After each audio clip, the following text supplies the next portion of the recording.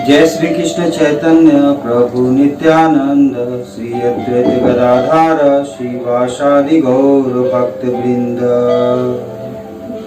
नारायणं नमस्कृत्यं नरं चैव नरोत्तमं देवीं सरस्वतीं व्यासं ततो मुदीरयेत्। हरे कृष्णा। जय श्री शील प्रभुपाद। कृष्णा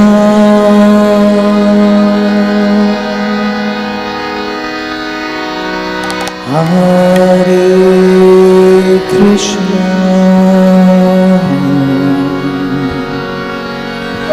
कृष्णा कृष्णा हरे हरे। आज से गर्ग संहिता की कथा का विवरण मैं प्रस्तुत करने का प्रयास करता हूं। मैं जानता हूं कि मेरी इतनी योग्यता नहीं है कि मैं अपनी जीवा से श्री गर्ग संहिता की कथा को वाच कर सकूं। फिर भी श्री व्यासदेव महाराज, अपने गुरुदेव महाराज, देवी सरस्वती, गणेश आदि सभी देवताओं को ध्यान में रखते हुए अब और परम तेजोमय भगवती श्रीमती राधा रानी की आशीर्वाद प्राप्त करते हुए मैं कथा वाच करने का प्रयास करता हूं। एक समय की बात है, श्री गर्ग ऋषि संकादिक ऋषियों के पास में भेंट करने हेतु नैमिषारण्य क्षेत्र में जाते हैं। अब चूंकि ऋषिवर का आगमन हुआ है तो उनकी अगुवाइयों में स्वयं संकादिक आदि सभी संत ऋषि आए हैं और आकर के उनको स्वागत पूर्वक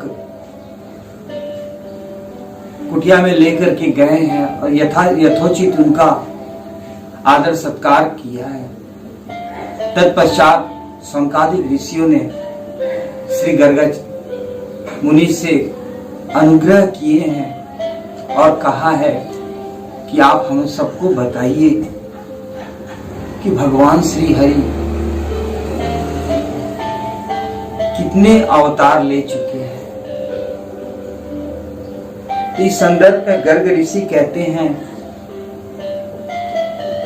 कि यही प्रश्न नारद ऋषि ने बहुलास जी को बताया था। कहते एक बार जनकपुर के राजा बहुलास, जो कि कृष्ण के परम भक्त थे, उनसे मिलने के लिए नारद ऋषि जनकपुर धाम में पहुंचे। उनको पा करके बहुलास जी बहुत प्रसन्न हुए हैं और उन्होंने नारद ऋषि से पूछा है कि आप मुझे भगवान श्री कृष्ण से मिलने की कोई युक्ति बताएं। तो नारद ऋषि ने बहुलास जी से कहा है कि भगवान श्री कृष्ण ही परम पुरुषोत्तम है। वैसे तो भगवान ने कई अवतार लिए हैं, जिनमें कि 6 आमुख अवतार उनकी कही जाती है, किंतु भगवान श्री कृष्ण का जो अवतार है वह पूर्ण अवतार है। राजा जनक जी नारद ऋषि से पूछते हैं कि भगवान विष्णु के विषय में मुझे संपूर्ण जानकारी चाहिए। तो नारद ऋषि कहते हैं कि जब जब धरती पर पाप की प्रकृति बढ़ती है और धर्म काम कर्म काज में अवरोध पड़ती है, तब तब भगवान धर्म की स्थापना करने के लिए पूर्ण अवतार में अवतरित होते हैं। वैसे तो भगवान के 6 अमुख अवतार बताए गए हैं। प्रथम अवतार अशांस, द्वितीय अवतार अंशावतार, तृतीय अवतार आवेशावतार है, चौथा अवतार कला अवतार और पांचवा अवतार पूर्ण और सबसे छठा भगवान श्री कृष्ण यानी कि परिपूर्ण अवतार। इस प्रकार भगवान 6 अवतार में प्रकट होते हैं। तो यह जो अशांश अवतार है उससे मरीच आदि ऋषियों का प्राकट्य होता है। अंश अवतार ब्रह्मा विष्णु और भगवान शिव कहलाते हैं। आवेश अवतार में परशुराम जी हैं। कला अवतार में मरीचि और कुर्म यह अवतार आती है और पूर्ण अवतार में भगवान नरसिंह, भगवान श्री राम, भगवान श्री हरि और भगवान नर नारायण का अवतार आता है। यह जो अवतार होती है तो भगवान अपने साथ में अपने सहजनों को भी लेकर के प्रकट होते हैं और लीला करते हैं और लीला समाप्त होने के पश्चात पुनः अपनी सारी मायाओं को समेट करके इस लोक से चले जाते हैं। और छठा जो परिपूर्ण अवतार कही गई है वह श्री कृष्ण की है, क्योंकि अशांसो असक्तयावेश फलपूर्ण प्रकथ्यते व्यासदेश्च समृतः सट परिपूर्णात्मा स्वयं। अपनी अचिंत लीला शक्ति से ही वे देहधारी होकर भी व्यापक बने रहते हैं। और यह शरीर जो उनकी होती है वह प्राकृतिक शरीर नहीं होती है बल्कि चिन्मय शरीर होती है। भगवान के परिपूर्ण अवतार असंख्य ब्रह्मांडों के अधिपति गोलोक धाम जिनके अपने तेज से अन्य संपूर्ण तेज विलीन हो जाती है, जिस अवतार में पूर्ण का भी पूर्ण लक्षण दृष्टिगोचर होता है, यानी पूर्ण मदः पूर्णमिदं पूर्णाच पूर्णमुदच्यते पूर्णस्य पूर्णमादाय पूर्णमेवाय शिष्यते। तो भगवान श्री कृष्ण ही पूर्ण है, क्योंकि मनुष्य जिसे पृथक पृथक भाव के अनुसार अपने परम प्रिय रूप में देखता है, अपने वही रूप को भगवान परिपूर्णतम भगवान श्री कृष्ण दर्शन कराते हैं। और वही श्री कृष्ण ही परम भगवान है, ईश्वर परमा कृष्ण सच्चिदानंद विग्रह अनादि आदि गोविंद, जिनका कोई आदि नहीं है और ना जिनका कोई अंत है। पूरी सृष्टि की ब्रह्मांड की भी अगर लंबाई और ऊंचाई अगर मापी जाए और इसके बाद भगवान से अगर तुलना करते हैं तो कहते हैं सौभूमि सर्वत्वस्पित्या अत्यतिष्ठ दशांगुलम। फिर भी अंगूठे की कमी रह जाती है भगवान की ऊंचाई में, अगर संपूर्ण सृष्टि की भी अगर मापी जाए तो भगवान की यही अवतार के विषय में जब नारद ऋषि बताए हैं जनक जी से, तो जनक जी इस विषय में पूर्ण सुनने की इच्छा व्यक्त करते हैं नारद ऋषि से। तो नारद ऋषि कहते हैं कि इस विषय में आपको मैं संपूर्ण कथा बताऊंगा और आपको यह तसल्ली भी दिलाता हूं कि आप चिंतित मत हो। आपसे मिलने के लिए स्वयं परिपूर्ण भगवान लीला पुरुषोत्तम भगवान श्री कृष्ण स्वयं आएंगे और आपको अपना दर्शन देंगे। भगवान श्री कृष्ण के पूर्ण अवतार यानी कि पूर्ण अवतार भगवान की वैसे तो 64 कलाएं कही गई है, जो सिर्फ भगवान श्री कृष्ण के अंदर में है। 3 अमुख देव हैं, ब्रह्मा विष्णु महेश। तो भगवान विष्णु के 60 कला बताई गई है। उसी प्रकार से शिव जी के 55 कलाएं बताई गई है और ब्रह्मदेव के जिन्होंने सृष्टि रची है उनकी 50 कलाएं बताई गई है, जो हम सब में भी है। इस हिसाब से ही भगवान श्री कृष्ण परिपूर्ण है। एक समय की बात है, पृथ्वी लोक पर पापी दुराचारियों का, आतताइयों का उदंग बढ़ चुका था। धर्म कर्म में अवरोध आ रही थी। पापियों के पाप से यह धरा बोझित हो गई थी। ऐसी स्थिति में धरती देवी गाय का रूप धारण करके ब्रह्मदेव के पास जाती है और जाकर के उनसे विनती करती है और अपनी कष्ट, अपनी पीड़ा का व्याख्यान करती है। देवी धरती के इस कष्ट और पीड़ा को सुन करके ब्रह्मदेव भी दुखी हो जाते हैं, क्योंकि जो सृष्टि उन्होंने रची थी, जिस प्रकार की सृष्टि की कल्पना उन्होंने करके यह सृष्टि रची थी, हम जीव, मानव जीव उस प्रकृति के विपरीत ही सारे कार्यकलाप करते हैं, जिसके कारण सबसे ज्यादा कष्ट उनको होती है।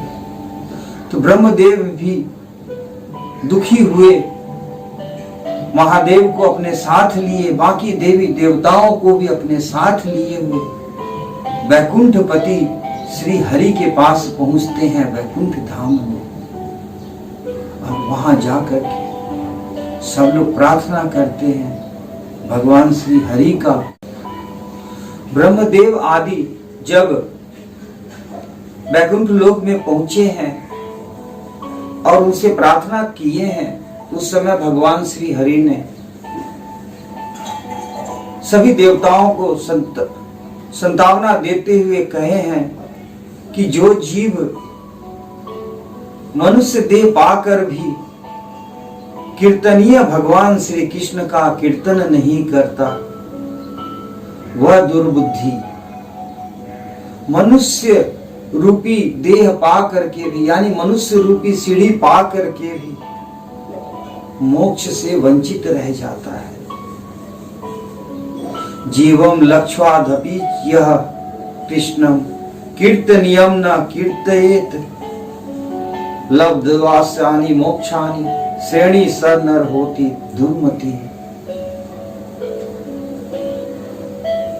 भगवान श्री नारायण कहते हैं कि कृष्णम स्वयं विगणितांड पतिम पेशी साक्षाद खंडमति देवमति वलीलम कार्यम कदापि न भविष्यति यम बिना हिम गच्छासु तस्य विशदम पदाम्ययम तयम। भगवान श्री कृष्ण ही अगणित ब्रह्मांडों के स्वामी परमेश्वर, अखंड स्वरूप तथा देवातीत है। इसलिए हम सबको उनके पास ही जाना पड़ेगा और उनसे ही निवेदन करनी पड़ेगी और वे ही कोई युक्ति निकालेंगे। और इस प्रकार कह के भगवान श्री हरि सभी देवताओं को लेकर गोलोक धाम की तरफ बढ़ते हैं। सर्वप्रथम वे ब्रह्मांड से ऊपर एक छिद्र जो वामन देव द्वारा 3 पग में तीनों लोक को मापते वक्त उनके अंगूठे के स्पर्श से हो गई थी, तो सुंदर जलयान में बैठ करके ये सभी देवी देवता, ब्रह्मा जी, विष्णु जी और महेश सभी उस लोक में पहुंचते हैं। इस ब्रह्मांड से ऊपर जब पहुंचते हैं, उस छिद्र से बाहर जब निकलते हैं, तो देख करके विचलित हो जाते हैं, क्योंकि वह जो दृश्य रहता है इसके पूर्व इन्होंने कभी भी नहीं देखे रहते हैं। असंख्य ब्रह्मांड विशाल काय जल नदी में तैर रही है, कई कई ग्रह मंडल भी उस जल में यूं ही तैर रही है, बह रही है। अब यह देख करके चकित होते हैं सभी देवी देवता। तत्पश्चात वे जब आगे बढ़ते हैं तो उन्होंने सर्वप्रथम 8 नगर देखा है, जो कि विरजा नदी के सुंदर तट पर विराजित रहती है। उस 8 नगर के ऊपर 4 नगर बनी रहती है, जो सुंदर चढ़ दीवारों से सजी रहती है, और उसी के ऊपर भगवान श्री कृष्ण सर्व सुंदरी। अब ऐसी दृश्य देख करके देवता अचंभित हो जाते हैं। तत्पश्चात वहां पर उनको रोक दिया जाता है, और उन सबको रोकते हुए भगवान श्री कृष्ण के सुंदर गोपी पार्षद आकर के, जिनका नाम रहता है सतचंद्राना, वह आकर के पूछती है कि आप सब कौन हो और किस कार्य हेतु आए हो। तो देवताओं को बड़ा आश्चर्य लगता है कि ये स्वयं भगवान विष्णु हैं, ये स्वयं महादेव हैं, और ये ब्रह्मदेव हैं जिन्होंने पूरी सृष्टि रची है, और इनसे इस प्रकार का पूछ रही है प्रश्न यह सेविका कि आप कौन हो और किस लोक से आए हो। तो ये सभी देवता कहते हैं कि आप जानते नहीं हो, ये विष्णु है, ये ब्रह्मा है, ये शिव है, ये तीनों आदि देवता, और हम सब देवता हैं। तो ये सखी पूछती हैं कि ठीक है आप देवता हैं, ये भगवान है, लेकिन कौन से लोक के भगवान हो, कौन से लोक के देवता हो, यह तो बताओ। तो ये कहते हैं पृथ्वी लोक का देवता हूं। तो बोले कितने ही पृथ्वी लोक देखो यहाँ पर बह रही है, तैर रही है, तुम सब बताओ कौन से पृथ्वी लोक के हो। सोचिए हमारी आपकी दृष्टि सिर्फ पृथ्वी लोक तक ही है, जबकि इससे कई कई कई और लोक हैं, किंतु हमारी दृष्टि क्या, हमारी समझ भी नहीं वहां तक पहुंच सकती है, और हम सब इतना में ही संतुष्ट हैं और मरे जा रहे हैं। इससे भी दिव्य दिव्य लोक है। तो जब ये सब गोलोक में पहुंचते हैं और इनसे जब सखी पूछी है तो इनको विस्मय होता है। तभी भगवान श्री हरि कहते हैं कि कृष्ण गर्भ का सनातन अवतार जहां पर हुआ था, और त्रिविक्रम यानी विराट रूपधारी वामन भगवान जिस धरा पर प्रकट हुए थे, हम सब उसी लोक से आए हैं। ऐसी बात सुनती है जब वह सखी,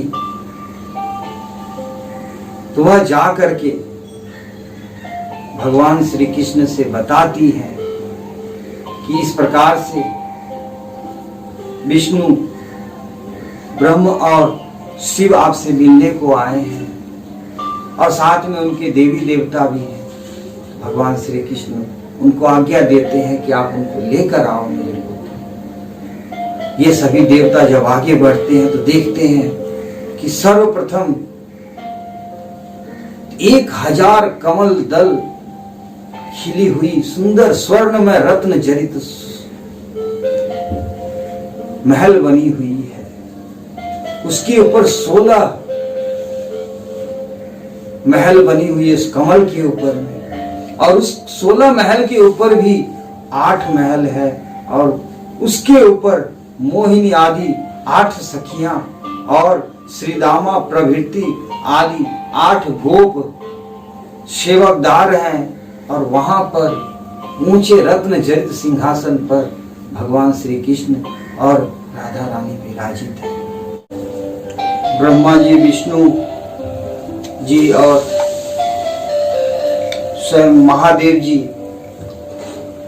जब भगवान श्री कृष्ण के समक्ष पहुंचे हैं और उनको राधा रानी के साथ में उच्च सिंहासन पर, रत्न जड़ित सिंहासन पर बैठे हुआ दर्शन जब किया है इन्होंने, इनकी आंखें चौंधिया सी जाती है। ये उस दिव्य स्वरूप का दर्शन करके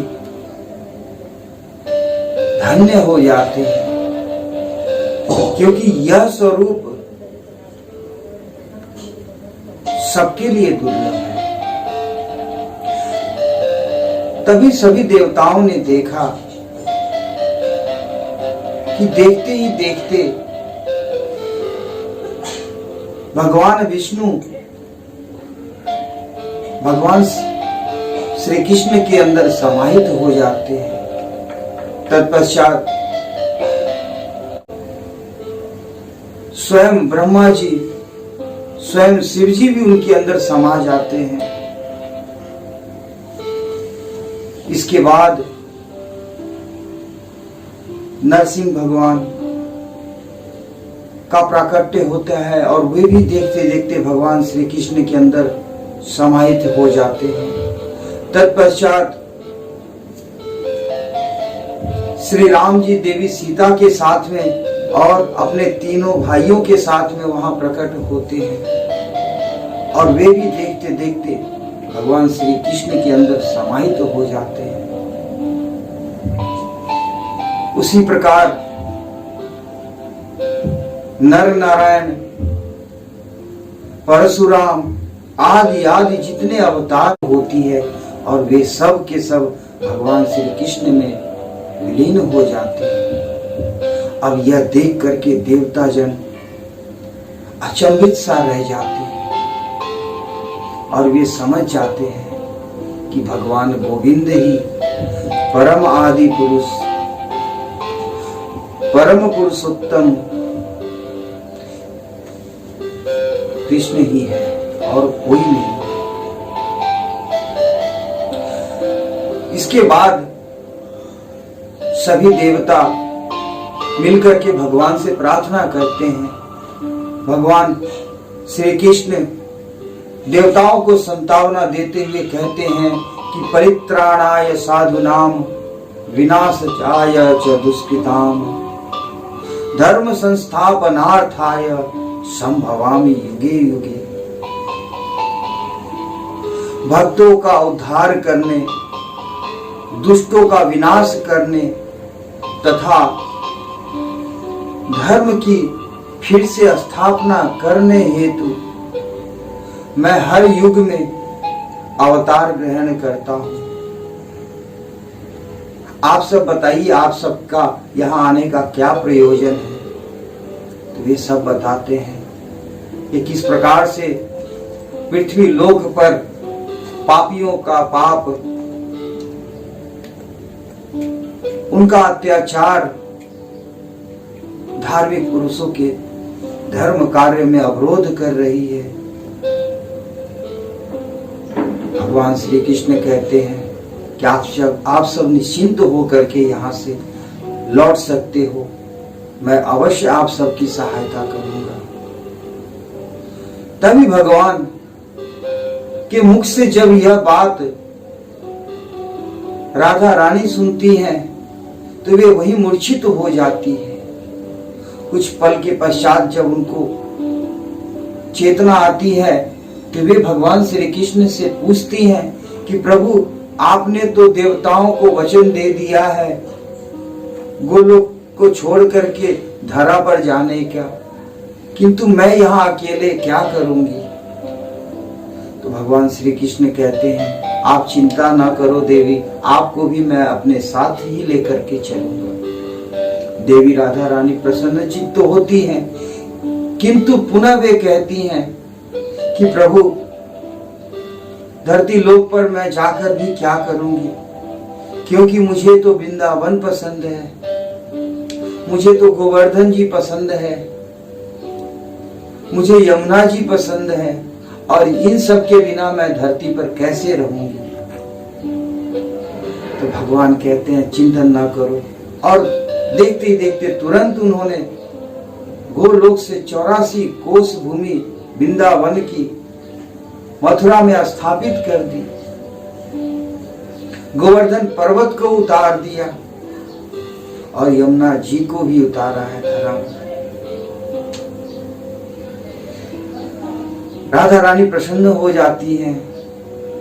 इसके बाद प्रभु अपने धरा पर अवतार होने से पूर्व जो लीलाएं करनी है उसकी चर्चा करते हुए ब्रह्मदेव से कहते हैं कि आप सब भी तैयार हो जाओ अपने अंश स्वरूप में धरा पर प्रकट होने के लिए, क्योंकि भगवान की यह लीला ऐसी ही है। वे जब भी धरा पर आते हैं तो अपने साथ में, अपने पार्षदों के साथ में ही आते हैं, और जब उनकी लीला समाप्त हो जाती है तो अपने पार्षदों को समेट करके पुनः वे अपने लोक को लौट जाते हैं। तो यहाँ पर भगवान श्री कृष्ण देवी लक्ष्मी को भीष्मक की पुत्री रुक्मणी के रूप में अवतरित होने के लिए कहते हैं। देवी पार्वती को जामवंत जी के घर में जामवंती के रूप में प्रकट होने को कहते हैं। यज्ञ पुरुष की पत्नी दक्षिणा देवी को लक्ष्मणा के रूप में प्रकट होने को कहते हैं। और जो गोलोक में विरजा नामक नदी है उसे कालंदी यानी कि यमुना जी के रूप में प्रकट होने का आदेश देते हैं। कामदेव को रुक्मणी के पुत्र प्रद्युम्न के रूप में प्रकट होने को कहते हैं। स्वयं ब्रह्मदेव को अनिरुद्ध के रूप में प्रकट लेने को भगवान आदेश देते हैं और वसु को नंद के रूप में प्रकट होने को कहते हैं। इस प्रकार धरा देवी यशोदा के रूप में प्रकट हुई है। सुचंद्र वृषभानु के रूप में प्रकट हुए हैं। कलावती कीर्ति के रूप में प्रकट हुई हैं। और 9 लाख गायों के स्वामी जिनको नंद कहा गया है, यानी वहां जितने भी गोप हुए हैं, गोपमत का तात्पर्य होता है गायों को चराने वाला। तो जितने भी गोलोक में बाकी के गोप रहते हैं सब धरा पर गोप के रूप में प्रकट होते हैं। नंद किसे कहा जाता है? तो जिनके पास में 9 लाख गायें होती है, जो 9 लाख गायों के स्वामी होते हैं वे नंद कहलाते हैं। और जिनके पास में 5 लाख गायें होती है वे उपनंद कहलाते हैं। और जिनके पास 10 लाख गायों का समूह होता है वे वृषभानु कहलाते हैं। इसी प्रकार जितनी भी गोपिकाएं हैं वे सब सतचंदानना नामक सेविकाएं वृंदावन में गोपियां बन करके प्रकट हुई हैं। कहते हैं कि एक बार श्रुतियों ने भगवान श्री कृष्ण को देख करके मोहित हुई हैं और वे सब भगवान से आग्रह किए हैं कि हमें भी अपने साथ सेवा करने का मौका प्रदान करें। तो भगवान श्री कृष्ण कहे हैं कि तुम सब द्वापर युग में गोपियां बनकर के आना, मैं उस वक्त तुम्हारी यह अभिलाषा पूर्ण करूंगा। क्योंकि उसके पूर्व उन सब श्रुतियों को वे ले जाकर के वृंदावन, अपने गोलोक में बसे वृंदावन धाम के दर्शन कराते हैं। वह वृंदावन धाम ऐसी मोहक थी, जगह जगह पर वृक्ष लताएं, सुंदर सुंदर पक्षियों का कलरव, मीठे पानियों का सरोवर, शीतल मंद हवाएं बहती हुई, सुगंधित हवाएं बह रही हैं, मणि जड़ित सारी पगडंडियां हैं, स्वर्ण रूपी महल हैं और सभी का स्वरूप भगवान विष्णु के स्वरूप का है। सभी कृष्ण के स्वरूप जैसे ही दिखते ऐसी दिव्य लोक को देख करके किसका ना मन में आएगा कि मैं भी भगवान श्री कृष्ण की सानिध्य प्राप्ति करूं। तो इस प्रकार श्रुतियों को गोपी के रूप में भगवान ने धरा पर अवतरित करवाया है। तत्पश्चात शाश्वत कल्प बीतने पर द्वापर युग जब प्रारंभ हुई है तो सभी के सभी देवी देवता भगवान श्री कृष्ण के कहानुसार धरा पर प्रकट होते हैं। उसी समय कुछ और भी गोपीजन प्रकट हुए हैं, गोपियां प्रकट हुई है। उसके बारे में भी विस्तार करते हुए श्री कृष्ण भगवान कहते हैं कि जिस समय वे त्रेता युग में श्री राम के रूप में दशरथ के घर जन्म लिए थे और धनुष तोड़ने हेतु जनकपुर पहुंचे थे, उस समय जनकपुर की सारी स्त्रियां भगवान श्री राम के सुंदर मोहिनी रूप को देख करके लालायित तो हो जाती हैं और वे सब भी उनको पति के रूप में पाने की कामना करती हैं। भगवान तो अंतर्यामी है ही। सभी जनकपुर वासी स्त्रियों के मन को वे समझ जाते हैं और उन्हें आशीर्वाद देते हैं कि तुम सब द्वापर युग में मेरी गोपियां बन करके मेरे रास में सम्मिलित होगे और आनंद प्राप्ति करोगे। तत्पश्चात विवाह करके जब वे लौटने लगते हैं और कौशलपुर में पहुंचते हैं तो कौशल नगर की जो जितनी भी स्त्रंगनाएं रहती हैं वे सब भी भगवान श्री राम के उस सुंदर स्वरूप को देख करके मोहित हो जाती है और मन ही मन पति के रूप में पाने की कामना करती है। भगवान श्री कृष्ण उनके भी हृदय की बात को समझ जाते हैं और प्रभु श्री राम उन सबको भी आशीर्वाद प्रदान करते हैं कि तुम सब चिरकाल तक धैर्य रखो, फिर समय आएगी तो मैं द्वापर युग में तुम सबको गोपियों का रूप प्रदान करूंगा और तुम सबको मेरे साथ रास मंडल में आनंद प्रदान करवाऊंगा। इसके पश्चात जब वे महल में लौटते हैं अयोध्यापुरी में, तो अयोध्यापुरी के महल में रहने वाली जितनी दासियां रहती है वे सभी प्रभु श्री राम के स्वरूप को देख करके मोहित हो रहती हैं। वे सब भी उनको पति के रूप में प्राप्ति करना चाहती हैं। तो भगवान उन सबको समझाते हुए कहते हैं कि मैंने एक पत्नी व्रत का संकल्प लिया हुआ हूं,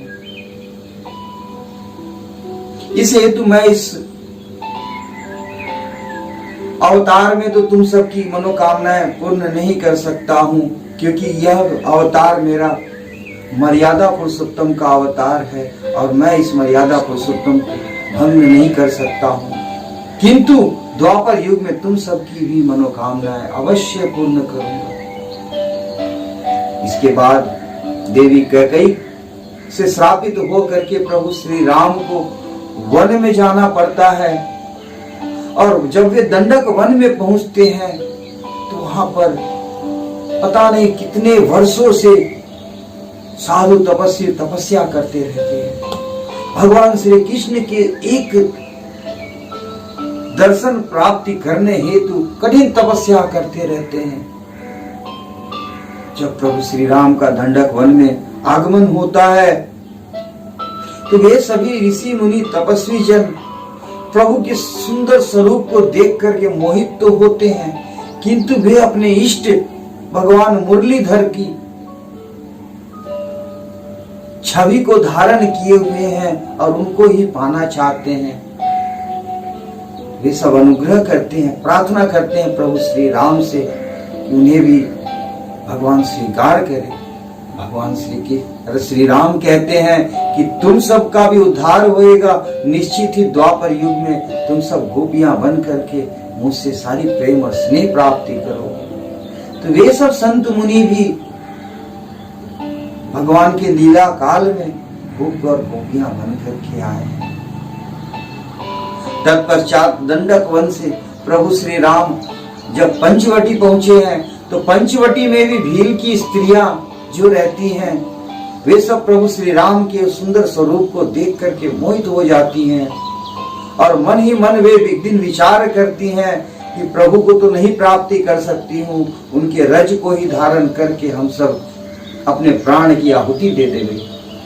भगवान श्री राम उन सबको रोकते हैं और कहते हैं कि आप सब धैर्य रखो और तपस्या करो। निश्चित ही द्वापर युग में मैं आप सबकी भी कामनाओं की पूर्ति करूंगा और आप सबको गोपियों के रूप में मेरे लीला में संलग्न करवाऊंगा। तो वे सब भी भील की स्त्रियां भी सारी गोपियां बन करके आई हैं। जिस समय समुद्र मंथन हुई थी और भगवान श्री हरि धन्वंतरी के रूप में प्रकट हुए थे तो उनके इस स्वरूप को देख करके जितनी भी जड़ी बूटियां थी, औषधि थी, वे सब मोहित हो जाते हैं और उनको पाने की कामना करते हैं। तो धन्वंतरी देव उन सबको आशीर्वाद देते हैं कि तुम सब भी द्वापर युग में वृंदावन में सब के सब लताएं बन करके प्रकट होगे और भगवान श्री कृष्ण के लीलाओं का आनंद प्राप्ति करोगे। जिस समय राजा पृथु